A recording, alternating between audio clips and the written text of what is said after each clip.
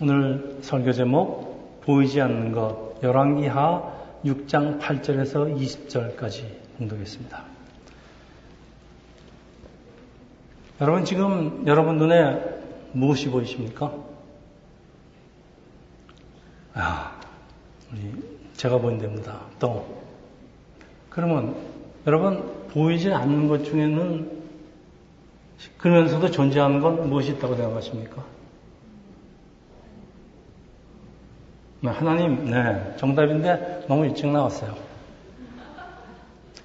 우리 여기 신혼 중에 있는 몇 부부가 있는데 신부님들한테 묻겠습니다. 여러분들은 당신을 너무나 애타게 사랑하는 남편들의 마음이 보이십니까?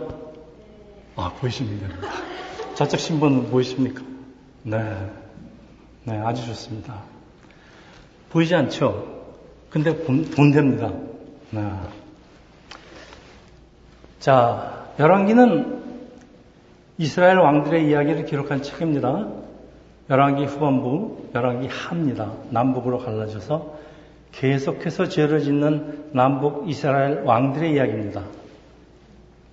열왕기 전반부는 다윗의 왕위를 잇는 솔로몬의 이야기로 시작합니다. 여러분 너무나 잘 아시다시피 솔로몬은 하나님의 모든 축복을 받아서 세상의 모든 영화를 다 얻은 양입니다. 그런데 하나님을 의지하지 않고요. 주변 강대국 속에서 살아남으려고 그랬을까요?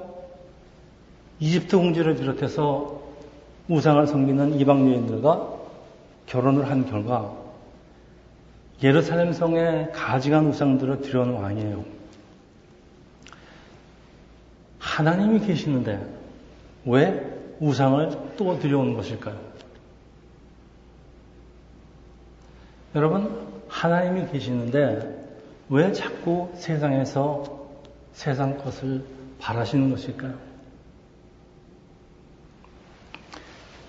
자, 하나님은 보이지 않고 우상들은 확실하게 보이고 세상에 있는 부, 재산, 부귀, 영화는 확실하게 보이기 때문에 그렇습니다. 자, 솔로몬이 죽고 이스라엘은 남북으로 나누어지는데 대부분의 왕들은 하나님과 우상을 같이 섬기는 역사가 반복되는데 보이지 않는 하나님과 보이는 우상들을 같이 섬기게 됩니다. 남북 이스라엘이 차례로 주변의 강국들 아수르와 바벨론에 의해서 멸망을 당합니다. 이들은 천지를 지배하시는 하나님을 섬기고 그것으로도 부족해서 자기 눈에 확실히 보이는 자기를 지켜줄 것 같은 우상들을 섬기는데 왜 멸망을 할까요? 자, 오늘의 본문은 멸망으로 향하는 이스라엘을 깨우치기 위해서 선지자를 세우시고 특별한 능력을 주시는데 북이스라엘의 두 선지자 엘리야와 그의 제자 엘리사, 여러분 다 아시죠? 열왕기는 이스라엘의 왕들만의 얘기가 아닙니다. 그 시대에 하나님의 말씀을 전하는 선지자들의 이야기이기도 합니다. 하나님은 왜 이 땅에 선지자를 보내실까요? 직접 오시면 될 텐데. 하나님은 눈에 보이지 않고 선지자들은 눈에 보이는 사람이니까. 하나님은 왜 예수님을 이 땅에 보내셨을까요? 하나님은 보이지 않고 예수는 보이는 하나님이니까. 자, 열왕기 하는 아합이 죽은 후라고 시작하는데 여러분 아합 왕에 대해서 무엇을 아십니까? 요거 하나는 알아야 돼요.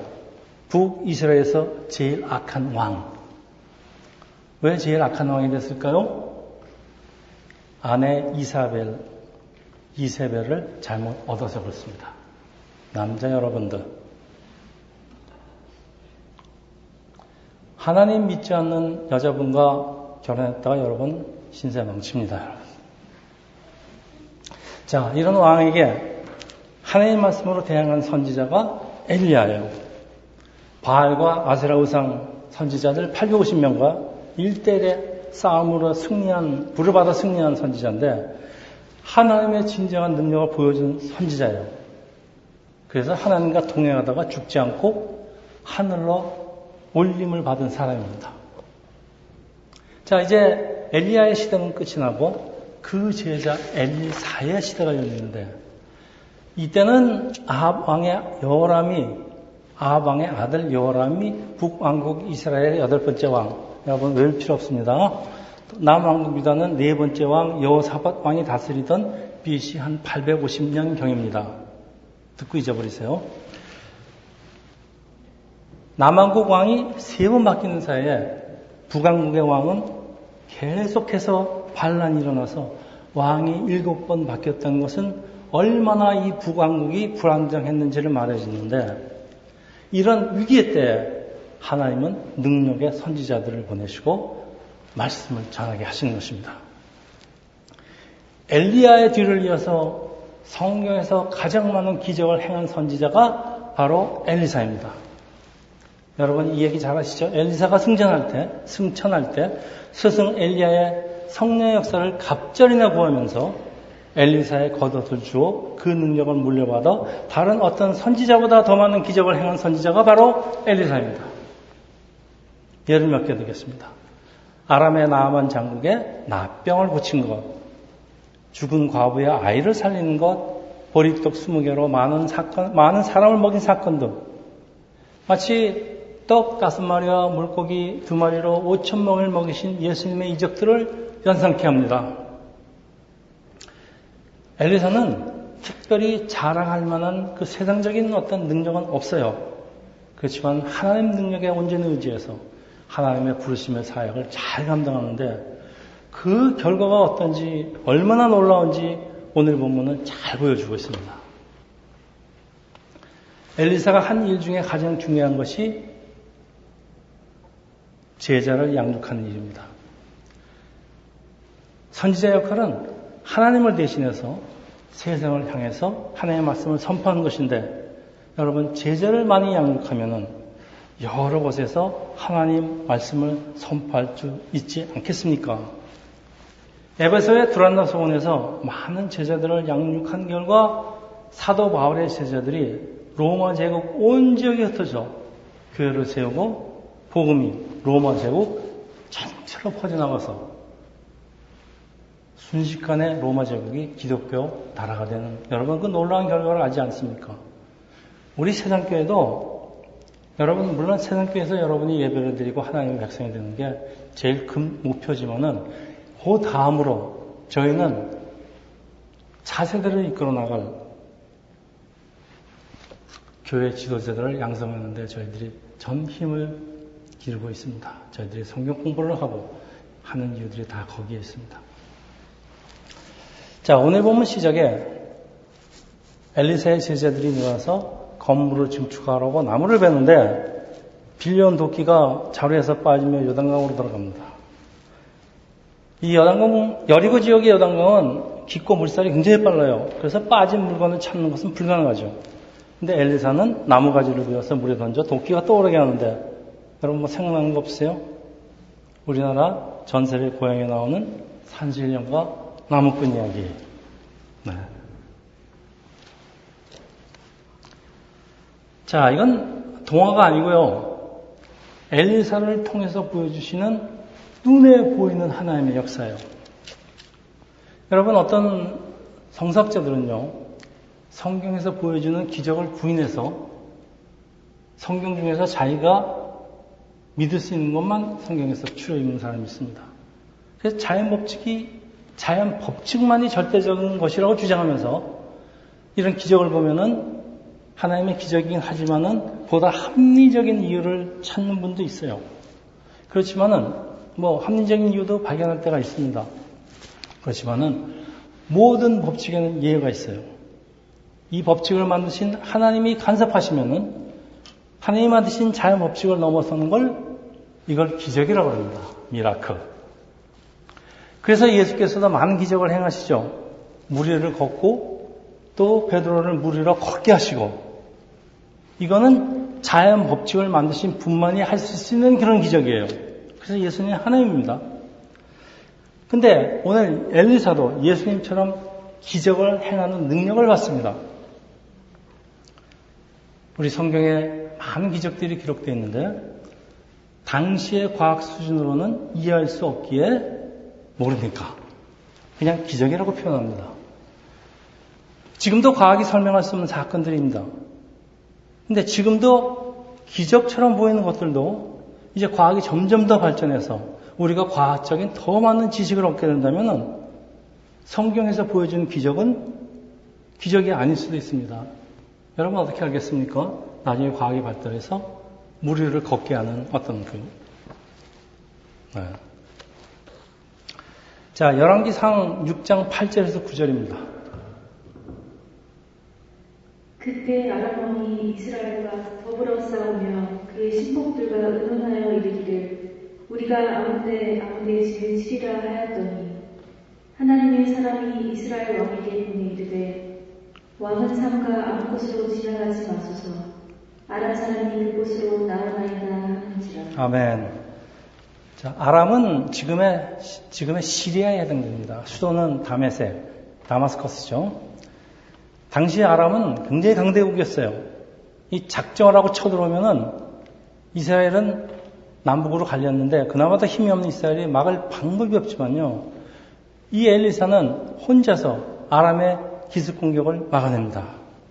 어떻게? 아람 왕이 장군들과 세우는 작전을 엘리사가 듣고 있기 때문입니다. 여러분 황당하죠?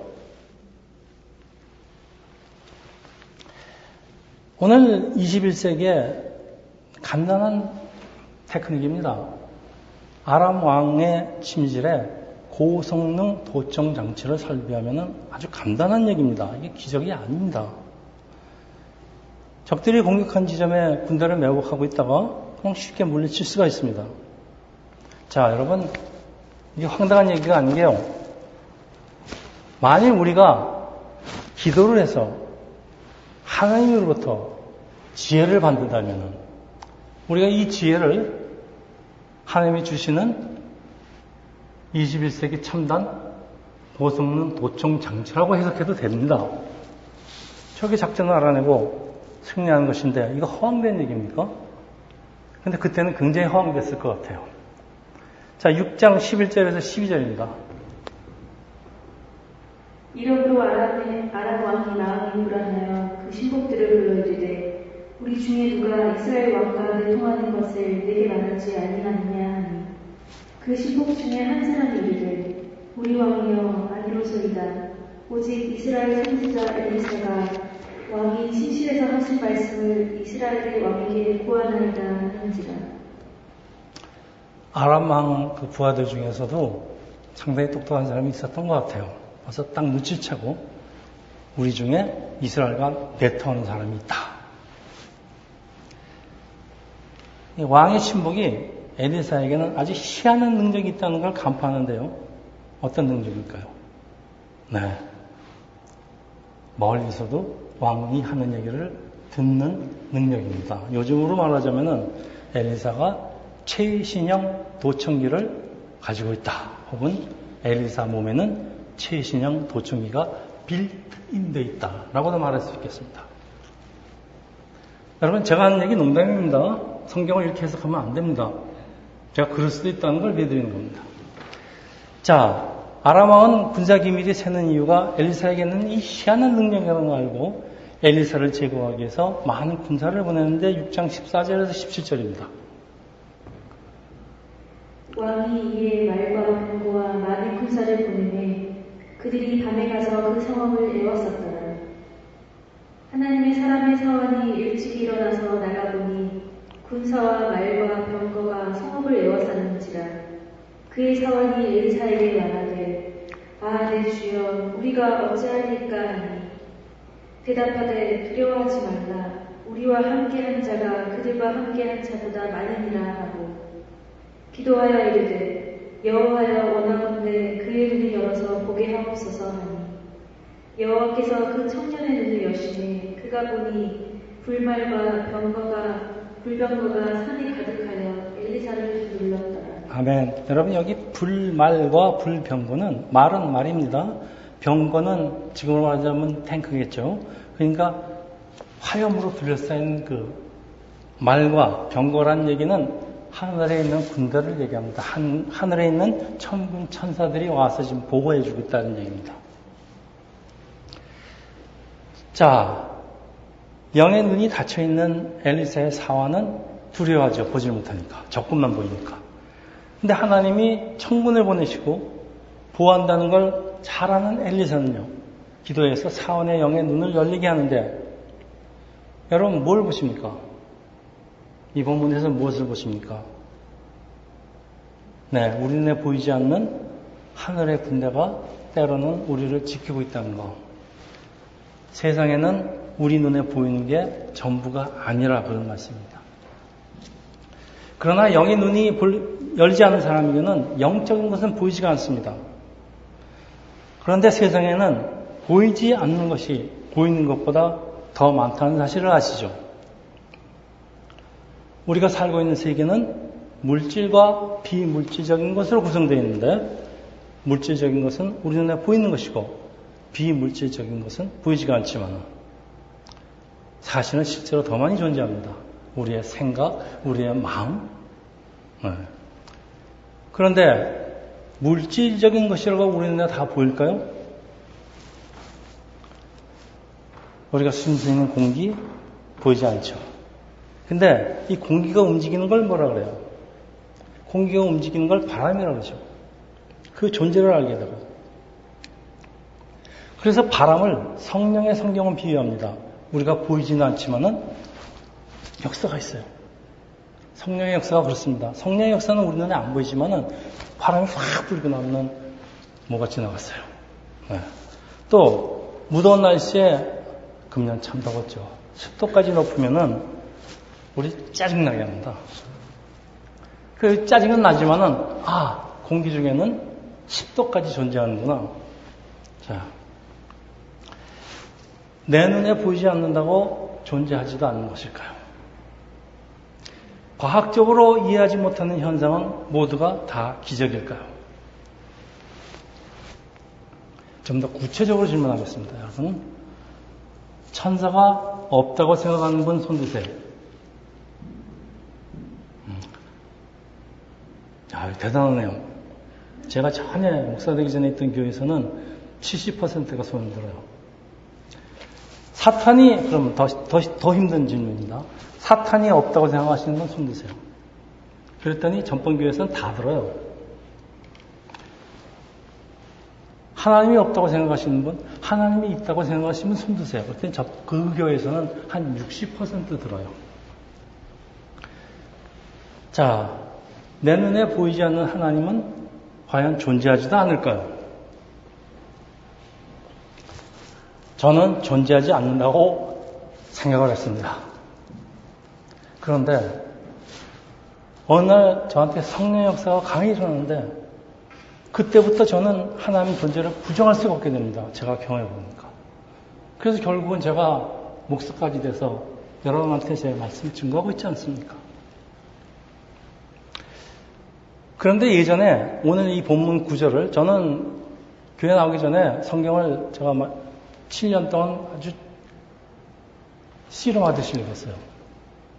성경에서 틀린 거 찾으려고. 그 예전에 하나님을 알지 못할 때 저는 이 구절을 읽고 당연히 하나님을 모르니까 이 구절이 마음에 몹시 안 들어요.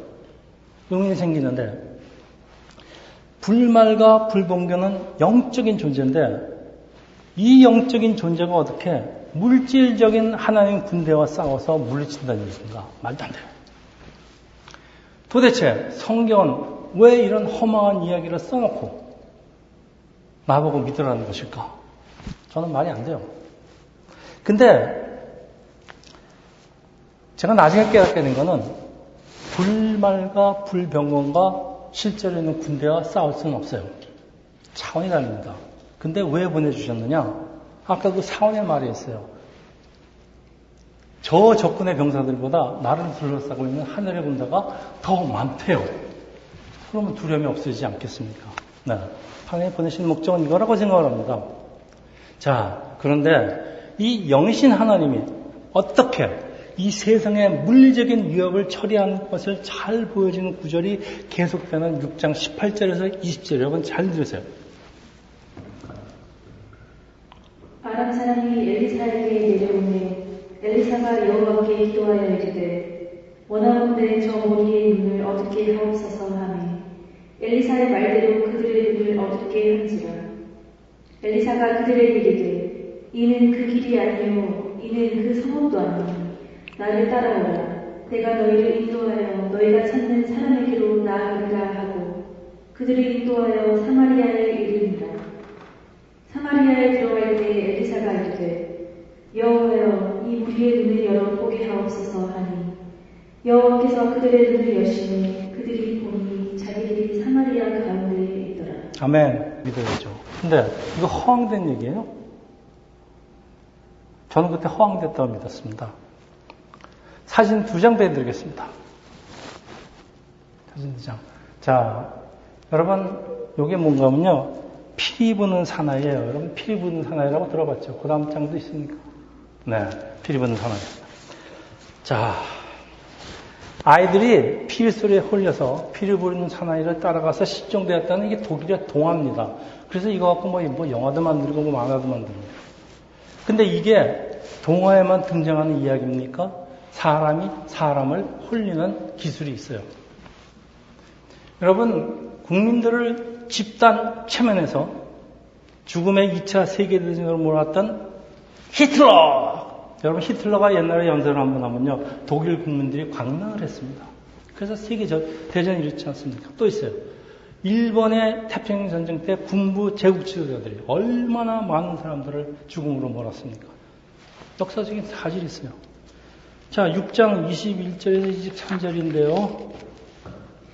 이스라엘 왕이 그들을 보고 엘리사에게 이르되 내 아버지여 내가 치리이까 하니 대답하되 치지 마소서. 칼과 활로 사로잡은 자인은 어찌 치리이까. 떡과 물을 그들 앞에 두어 먹고 마시게 하고 그들의 주인에게로 돌려보내소서 하는지라. 왕이 위하여 음식을 많이 베풀고 그들이 먹고 마시매 놓아보내니 그들이 그들의 주인에게로 돌아가니라. 이로부터 아람 군사의 부대가 다시는 이스라엘 땅에 들어오지 못하니라. 아멘.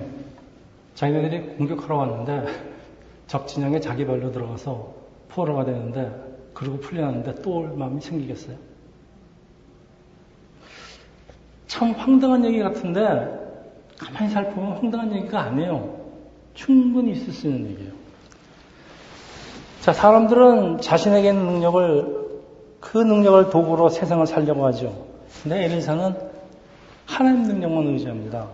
근데 엘리사의 능력이 얼마나 놀랐으면 이스라엘 왕이 엘리사를 아버지라고 부를까요? 자, 꽤 부럽습니다. 이제 부러지기 시작합니다, 엘리사가.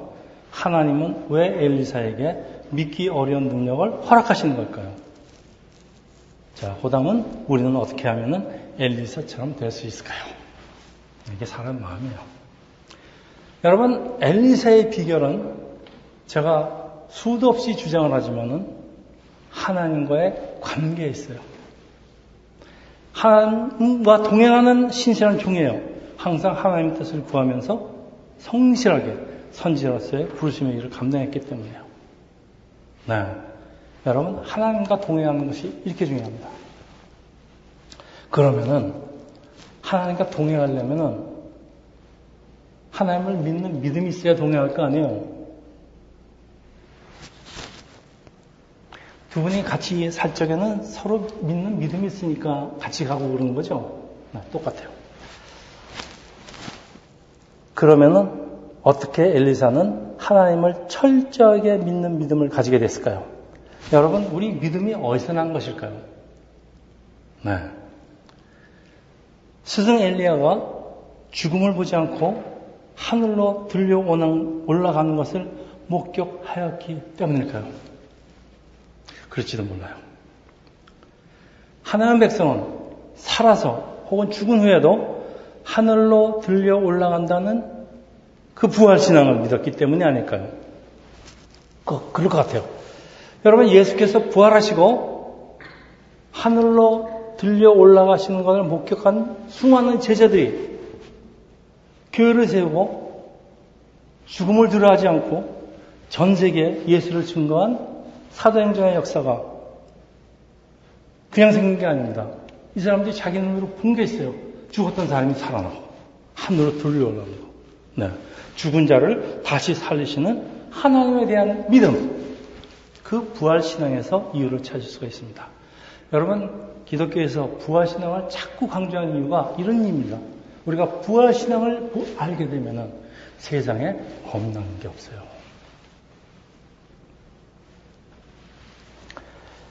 자, 엘리사는 어려움에 처했을 때, 여러분 오늘 본문에서 보세요. 즉시로 하나님의 능력을 얻을 수가 있어요. 기도만 하면 능력 받아요. 어떤 때 기도도 안 하는데 그냥 하나님 역사하세요. 이게 사탄의 관계를 대적하는 방법이 우리한테 없어요. 하나님의 지혜밖에 없다는 걸 잘 아시는 하나님이 엘리사에게 그리고 오늘 우리에게 하나님의 백성에게 지혜를 주시고 사탄의 계략을 미리 알려주시기 때문에 우리는 하나님의 지혜로 사탄을 대적할 수가 있습니다. 하나님 백성이 가진 최고의 특권입니다, 여러분. 인류 역사상에 엘리사처럼 자유자재로 하나님의 영광과 능력을 행할 수 있는 사람이 성경에서 예수님 제외하고 없어요. 그래서 우리가 신앙이 점점 자라나서 하나님과의 관계가 깊어지고 엘리사처럼 되었으면 얼마나 좋을까? 그러면은 우리는 엘리야와 엘리사에게 능력을 얻을 수 있을지도 모르는데, 우리의 생각입니다. 근데 하나님의 관심은 조금 달라요. 하나님이 저한테 그런 능력 안 주시는 이유가, 저 그런 능력 받아서 여러분한테 장품 쓰면 여러분 다 기절하면 어떡하겠습니까? 근데 하나님 그런 거 안 주세요. 왜? 하나님의 관심은 우리가 하나님과 동행하는 겁니다. 그래서 성경은 죽지 않고 하늘로 올라간 두 사람을 기록하는데, 여러분, 에녹과 엘리야. 이들에게는 특징이 하나님과 동행한 삶을 산 사람들, 간단합니다. 하나님의 관심은 우리가 하나님과 동행하고 있는가? 동행한다면은 천군천사를 보내시고 우리로 모든 위험에서 보호하시고. 여러분, 눈에 보이지 않는 하나님을 믿는 믿음은 우리의 삶을 결정합니다. 믿음은 우리의 삶을 결정합니다. 근데 하나님은 눈에 보이지 않아요. 여러분, 오늘 복음성과 같이 했죠. 이 땅만 쳐다보고 살다가 하나님은 놓쳤대요. 이 땅엔 나그네로 왔는데 왜 이 땅에서 주저앉으려고 하는지 모른답니다. 여러분, 이게 우리의 모습입니다. 이 땅이 무슨 큰 세상인 줄 아는 거예요. 그런데 우리의 영 안이 열리면 보이지 않던 하나님의 세계가 보이기 시작하는데, 눈에 보이지 않는 하나님은 내 가까이 그리고 내 안에 존재하는 것을 알게 됩니다. 하나님과 동행하는 삶을 살기 위해서 영안이 열려서 하나님의 나라를 보여야지만, 우리가 아무런 문제 없이 잘 살고 있을 때 하나님을 체험하는 일이 거의 없는 이유는 어려움이 없으면 하나님을 찾지 않기 때문인데, 여러분, 찾지 않는 걸 볼 수도 없습니다. 이게 예수께서 그랬어요. 찾아라, 구하라. 그런 너에게 줄 것이요. 여러분, 하나님이 살아계셔서 나를 위해서 역사하신 기적을 체험은요, 영원히 열립니다. 그리고 우리의 믿음은 도약을 합니다. 환난 중에도 기뻐합니다. 네, 이게 비결입니다. 그래서 여러분, 세상에서의 성공이, 세상에서의 안락함이 우리가 하나님께 영광을 돌리는 것과 큰 상관이 없다는 걸 마음에 두시기 바랍니다. 우리는 잘 되면 하나님을 찬양합니다. 할렐루야 하나님. 축구에서 한 골을 넣었습니다. 하나님. 이거 아니란 얘기입니다, 여러분. 그래서 사람들이 묻죠. 예수님께 묻습니다. 우리가 어떻게 하여야 하나님 일을 하오리까? 우리가 하나님 일을 많이 하면 하나님한테 사랑을 많이 받을까 해서 그럴지도 몰라요. 근데 예수께서 대답을 합니다. 하나님 보내신 자를 믿는 것이 하나님의 일이다. 자, 사람들은 엘리사처럼 아주 큰 능력을 가지고 일을 많이 하면 하나님께 영광을 돌리는 것이라고 생각하지만 하나님이 가장 큰 관심은 나를 하나님의 백성으로 만드시고 나를 구원으로 인도하시는 것, 이것을 위해서 하나님께서 보내신 자, 하나님께서 보내신 일, 예수를 이 땅에 보내신 일, 예수를 믿는 것보다 더 중요한 일은 없습니다. 따라서 하나님이 기적을 행하시고 하나님의 영광을 세상에서 드러내시는 이유가 눈에 보이지 않는 하나님을 나타내시기 위함입니다.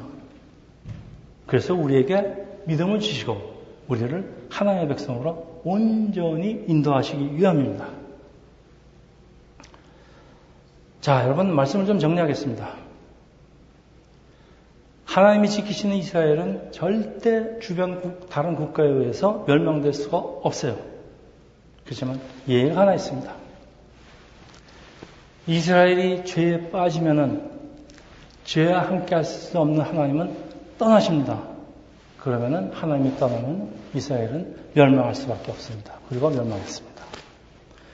오늘 본문의 교훈이 오늘날의 하나님의 백성, 우리 크리스찬에게 정확하게 적용되는데 하나님이 지키시는 크리스찬은 절대로 세상에 의해서 멸망될 수가 없습니다. 여러분 두려워하지 마세요. 절대 망하지 않아요. 그걸 잘하는 눈에 보이지 않는 사탄이 우리를 하나님부터 떼어내려고 가진 방법을 다 씁니다. 항상 우리를 노리고 있습니다. 그래서 죄를 짓게 만듭니다. 처음에는 큰 죄 안 집니다. 누가 큰 죄 짓습니까? 조금씩, 조그맣게. 여러분, 죄의 속성은 처음에는 조금씩 우리를 죄에 빠지게 해서 점점 큰 죄를 짓게 만듭니다. 여러분, 가랑비에 옷이 흠뻑 젖어본 경험이 있으십니까? 가랑비도 계속해서 맞다 보면 옷이 흠뻑 젖습니다. 아무리 사소한 잘못이라도 시간이 흐르면서 사람들은 죄에 흠뻑 빠지게 됩니다. 그리고 더 시간이 흐르면요, 아예 죄의 깊은 물속에 흠뻑 젖어 자신이 죄에 빠져서 허우적거리며 산다는 것을 아예 잊어버리게 됩니다. 이러면 망한 겁니다. 자, 마지막으로 여러분, 절대 잊어야 하지 말 것은 첫째, 죄의 시작은 별것 아닌 것처럼 보이지만 일단 죄에 빠지면은 나의 힘으로 빠져나올 수가 없어요. 왜? 사람의 힘으로는 극복할 수 없는 연약함이 우리 사람에게 존재하고 있기 때문에 그렇습니다. 우리는 연약한 사람들입니다. 혼자 힘으로 도저히 나올 수가 없습니다, 여러분. 둘째, 우리는 세상에 속해 있습니다. 우리는 죄의 구덩이 혹은 죄의 언저리에서 살아가고 있기 때문에 나도 모르는 새 죄의 노예나 세상의 노예가 될 수 있습니다. 되기 아주 쉽습니다. 죄와 우상으로 가득 찬 이 세상이라는 늪에서 우리가 믿고 붙잡을 수 있는 분은 오직 예수 그리스도밖에 없다는 사실입니다. 여러분, 눈에 보이지는 않지만 오늘도 우리에게 능력을 주시고 우리에게 기적을 체험하게 하시는 예수를 여러분 사모하시고 간구하세요.